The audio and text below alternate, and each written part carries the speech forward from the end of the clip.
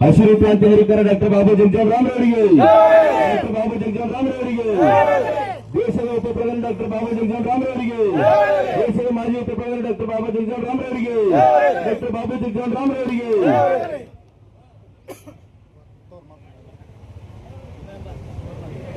ನಾಯಕ ಡಾಕ್ಟರ್ ಬಾಬು ಜಗಜೀವನ್ ರಾಮ್ ರವರಿಗೆ, ಸಮರ್ಥ ಆಡಳಿತಗಾರ ಡಾಕ್ಟರ್ ಬಾಬು ಜಗಜೀವನ್ ರಾಮ್ ರವರಿಗೆ,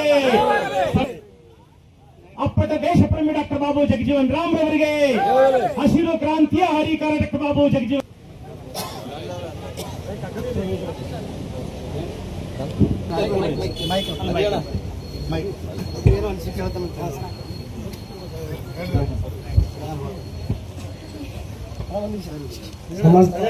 ಮತ್ತು ಮಂಜೂರು ಮಾಡಿರೋದಕ್ಕೆ ಸಮಸ್ತ ಸಮಾಜ ಪರವಾಗಿ ಹಾಗೂ ಡಾಕ್ಟರ್ ಬಾಬುಜಿ ಹೋರಾಟ ಸಮಿತಿ ವತಿಯಿಂದ ಇವತ್ತು ತಾವು ಎಲ್ಲರೂ ಬಂದಿದ್ದೀರಿ. ಒಂದು ಒಳ್ಳೆ ಬೆಳಗ್ಗೆಯಿಂದ ಒಂದು ಒಳ್ಳೆ ರೀತಿಯಿಂದ ಒಂದು ಪ್ರೀತಿ ವಿಶ್ವಾಸದಿಂದ ತಾವು ಇವತ್ತು ಇಲ್ಲಿ ಬಂದಿದ್ದೀರಿ. ಇವತ್ತು ನಾವು ಒಂದು ಒಳ್ಳೆ ರೀತಿಯಿಂದ ತಮ್ಮೆಲ್ಲರಿಗೆ ಒಂದು ಒಳ್ಳೆ ವಿಶ್ವಾಸದಿಂದ ನಾನು ಹೇಳ್ತೀನಿ. ಯಾಕಂದ್ರೆ ಈಶ್ವರ್ ಸಾಹೇಬರು ನಾನು ಇಬ್ಬರು ಬರಬೇಕಂತ ಇತ್ತು, ತಮ್ಮೆಲ್ಲರಿಗೆ ಗೊತ್ತಿದೆ. ಇದು ಬೈ ಎಲೆಕ್ಷನ್ ಇದೆ, ತುಂಬಾ ರೆಸ್ಪಾನ್ಸಿಬಿಲಿಟಿ ಕೊಟ್ಟಿದ್ದಾರೆ. ಅದ್ರ ಸಲಗೆ ನನಗೆ ಹೇಳಿದ್ರು ಅವ್ರು ಹೋಗಿ ನಾನು ಹೋಗ್ತೀನಿ ಅಂದ್ರು, ಇಲ್ಲ ನಾನು ಬರ್ತೀನಿ ಅಂತ. ಮತ್ತೆ ಚಂದ್ರಕಾಂತ್ ಸಾಹೇಬರು 2-3 ಸಲ ಅವ್ರಿಗೆ ಫೋನ್ ಮಾಡಿದ್ರು. ರಾತ್ರಿ ನಾವು ಸಂಜೆ ಬರ್ತೀನಿ, ಮತ್ತೆ ಈಗ ಮಧ್ಯಾಹ್ನ ಮೇಲೆ ಹೋಗಬೇಕು ಈ ಕಾರ್ಯಕ್ರಮ ಮತ್ತು ಇಡೀ ನಮ್ಮ ಭಾರತ ದೇಶಕ್ಕೆ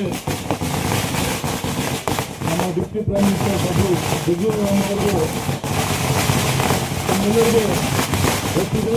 ಮತ್ತೆ ಇವತ್ತು ರಂಗಮಂದಿರ್ನಲ್ಲಿ ಸುದೀರ್ಘವಾಗಿ ನಾವಲ್ಲಿ ಮಾತಾಡರಿ. ಅದ್ರ ಸಲಗೆ ತಮ್ಮೆಲ್ಲರಿಗೂ ಇನ್ನೊಂದ್ಸಲ ನಾನು ಬಾಬು ಜಗಜೀವನ್ ರಾಮ್ದು ಜಯಂತಿಗೆ ಶುಭಾಶಯಗಳು ಹೇಳ್ತೇನೆ. ಧನ್ಯವಾದ. ಬಾಬು ಜಗಜೀವನ್ ರಾಮ್ ಅವರು ನಮ್ಮ ದೇಶದ ಇತಿಹಾಸದಲ್ಲಿ ತುಂಬ ದೊಡ್ಡ ಫಿಗರ್ನೂ ಆಗಿದ್ದಾರೆ. ಡಿಪ್ಟಿ ಪ್ರೈಮ್ ಮಿನಿಸ್ಟರ್ ಅಂತಲೂ ಸರ್ವ್ ಮಾಡಿದ್ದಾರೆ. ಮತ್ತು ನಮ್ಮ ಸ್ವಾತಂತ್ರ್ಯ ಸಿಕ್ಕ ನಂತರ ಕಾನ್ಸ್ಟಿಟ್ಯೂಂಟ್ ಅಸೆಂಬ್ಲಿ ಏನು ಮಾಡಿದರು ಅದನ್ನು ಕೂಡ ಮೆಂಬರ್ ಅವರು ಆಗಿದ್ದರು. ಮತ್ತು ಫಸ್ಟ್ ಕ್ಯಾಬಿನೆಟ್ನಲ್ಲಿ ಲೇಬರ್ ಮಿನಿಸ್ಟರ್ ಆಗಿ ಕೂಡ ಅವರು ಮಿನಿಸ್ಟರ್ ಪದ ಗ್ರಹಣ ಮಾಡಿದರು. ಅದಾದ ನಂತರ ಅವರು ಮುಖ್ಯ ಕೊಡುಗೆ ಏನಂದರೆ ಕೃಷನ್ ನಮ್ಮ ದೇಶದಲ್ಲಿ ಹಸಿರು ಕ್ರಾಂತಿ ಏನಾಗಿದೆ ಅವರೇ ಅವಾಗ ಮಿನಿಸ್ಟರ್ ಕೂಡ ಇದ್ದರು. ಅವರ ಅಧ್ಯಕ್ಷತೆಯಲ್ಲಿ ಅವರ ನೇತೃತ್ವದಲ್ಲಿ ಹಸಿರು ಕ್ರಾಂತಿ ನಮ್ಮ ದೇಶದಲ್ಲಿ ಬಂತು. ಮತ್ತು 1974ನಲ್ಲಿ ನಮ್ಮ ದೇಶದಲ್ಲಿ ಡ್ರಾಟ್ ಬರ ಏನಾಗಿತ್ತು ಆವಾಗ ಕೂಡ ಫುಡ್ ಕ್ರೈಸಿಸ್ ಅನ್ನು ರಿಸಾಲ್ವ್ ಮಾಡೋಕ್ಕೆ ಅವರ ಕೊಡುಗೆ ತುಂಬ ಮುಖ್ಯವಾಗಿದೆ.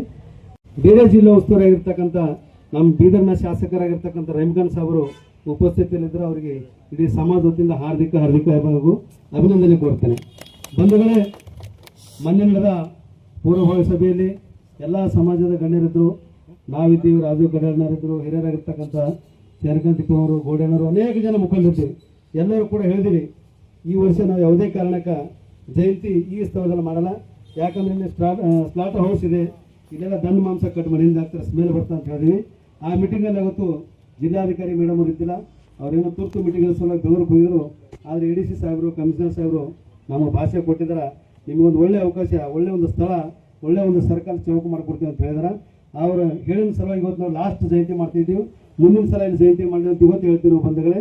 ಅದೇ ರೀತಿ ಬಾಬು ಜಗಜೀವನ್ ರಾಮ್ ಭವನ್ ಸಲುವಾಗಿ ಮೇಡಮ್ ಅವರು ಬಹಳಷ್ಟು ಪ್ರಯತ್ನ ಪಟ್ಟು ಒಂದು 50 ಲಕ್ಷ ನಮ್ಮ ಹಣ ಎಲ್ಲೋ ಮಿಸ್ ಆಗಿತ್ತು. ಸುಮಾರು ಒಂದು 6 ತಿಂಗಳ ಮೇಡಮ್ ಹತ್ರ ಅಡ್ಡಾಡಿದಾಗ ಬೇರೆ ಕಡೆಯಿಂದ ಅಡ್ಜಸ್ಟ್ ಮಾಡಿ ಹಣ ಇವತ್ತು ಭವನ ಕಾಮಗಾರಿ ಚಾಲೂ ಇದೆ. ಭಾಳ ಮೇಡಮ್ ಅವ್ರಿಗೆ ಕೂಡ ಧನ್ಯವಾದ ಹೇಳ್ತೀವಿ. ಬೋರ ಹಾಕಿದ್ವಿ, ನೀರು ಬಿದ್ದ, ಆದ್ರೆ ಉಸ್ತುವಾರಿ ಮಂತ್ರಿಗಳು ಬರಲಿಲ್ಲ. ನಮ್ಮ ರಹೀಮ್ಖಾನ್ ಸಾಹೇಬರು, ಪೌರಾಡಳಿತ ಸಚಿವರ ಮುಖಾಂತರ ಅವ್ರಿಗೆ ನಾವು ಮೆಸೇಜ್ ಕೊಡ್ತೀವಿ, ಅವ್ರವ್ರಿಗೆ ಮಾತಾಡ್ಬೇಕಂತ ಕೇಳ್ತೀವಿ. ನಾವು ಡಾಕ್ಟರ್ ಬಾಬು ಜಗಜೀವನ್ ರಾಮ್ ಹೋದ ವರ್ಷ ಜಯಂತಿ ಮಾಡಿದಾಗ ಸನ್ಮಾನ್ಯ ಮಂತ್ರಿಗಳಾಗಿರ್ತಕ್ಕಂಥ ಈಶ್ವರ್ ಖಂಡ್ರೆ ಸಾಹೇಬರು ಬಂದು ಬಾಬು ಜಗಜೀವನ್ ರಾಮ್ ಭವನಕ್ಕೆ 5 ಕೋಟಿ ಬಿಡುಗಡೆ ಮಾಡ್ತೀನಿ ಅಂತ ಹೇಳಿದ್ರು. ಅವ್ರು 2 ಕೋಟಿ ಬಿಡುಗಡೆ ಮಾಡಿದ್ರು, ಧನ್ಯವಾದ ಹೇಳ್ತೀವಿ. ಕೂಡಲೇ ಕೂಡ ಇನ್ನೂ ಉಳಿದಿರ್ತಕ್ಕಂಥ 3 ಕೋಟಿ ಅನುದಾನ ಬಿಡುಗಡೆ ಮಾಡಬೇಕು. ಇನ್ನೊಂದೇನಂತಂದರೆ 2 ವರ್ಷ ಕೆಳಗಡೆ MP ಚುನಾವಣೆ ಇತ್ತು. ಆ ಚುನಾವಣೆಯಲ್ಲಿ ಅವತ್ತು ಪ್ರಚಾರಕ್ಕೆ ಬಂದು ಅವತ್ತು ಕೂಡ ಜಯಂತಿ ಕೂಡ ಕಂಡುಹಿಡಿತ್ತು.